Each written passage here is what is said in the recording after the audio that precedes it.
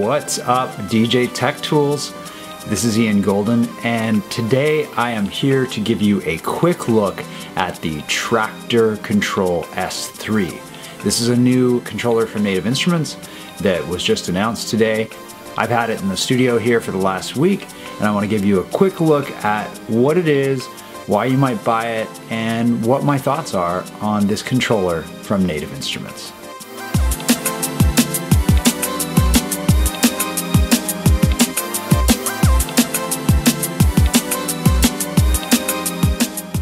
Native is calling this the Essential Controller. It is offering all the essential things that you need to DJ without all the bells and whistles. I kind of look at it as the Goldilocks controller. There's three main things that you can buy if you're into the Traktor universe right now. The S2, the S4, and now the S3, which really comes right in the middle. The S2, for all intents and purposes, especially for me, is just too little of a controller. There's not balanced outputs, there's not a third or fourth channel. Then you've got the Traktor Kontrol S4. This has all the bells and whistles. It's got screens, it's got the effects controls, it's got 4 channels, it's also almost $1,000. And if you want to learn more about that, you can read the full review that I did of this controller about a year ago in the link below. This is a big controller that's heavy, expensive, and gives you a lot of stuff, and frankly is probably too much controller for most people. Enter the S3. This seems to be the controller that frankly will serve the needs for most folks. It's got the 4 channels. It's got the balanced outputs, it has a microphone input, but it doesn't have screens, effects controls, and some of the more detailed nuances that some advanced DJs might want, but frankly most people are not going to actually need. In terms of its size, it's certainly smaller than the S4, but it's shorter. It's still just as wide. It's pretty light. It's not the most portable.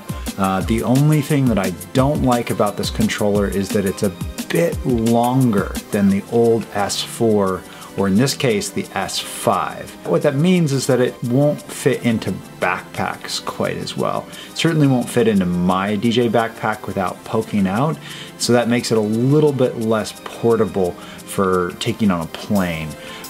It is perfectly good though for throwing in a flight case, which is I think what most people would be doing if they are doing mobile gigs with this guy.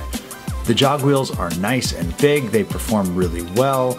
The only thing you don't have are those really beautiful mechanical jog wheels that are on the S4, which spin and feel like turntables.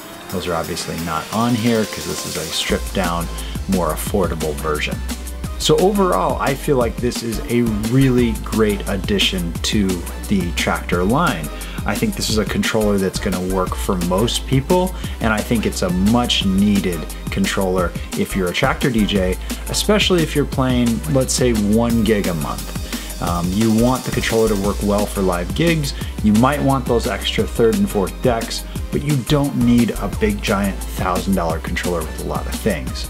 The S2 is really too little, the S4 is really too much, and this comes right in the middle where it needs to be. So I think it's going to be really popular, I think it's going to be really successful, and I think people who are looking for this will really love the Traktor Kontrol S3.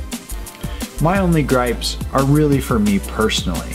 It's a bit too tall to put in a backpack, so I can't take it on the plane or throw it in my backpack and take it to gigs as easily. I'd have to get a new backpack that's taller. It's kind of annoying.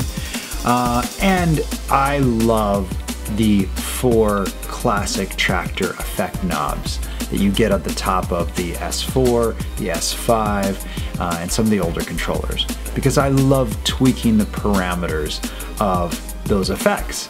And in fact, next week in my first tutorial on the blog in a while, I'm going to show you why I love tweaking those parameters so much and how to use them in really creative ways. So for me, I won't be switching to the S3. I'll probably stick with my old, big, chunky S5 because I love the layout of it and I love the space and the large controls.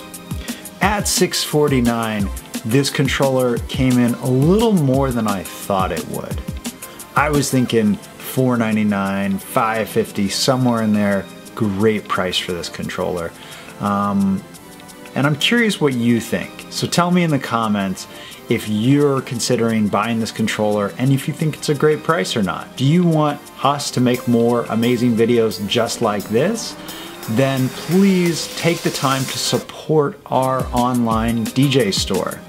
We have an amazing curated store full of great equipment and staffed by a team of real live DJs that are there to help you pick out the right controller. So if you find this video or DJ Tech Tools in general helpful, please visit us at store.djtechtools.com and support us with your dollars.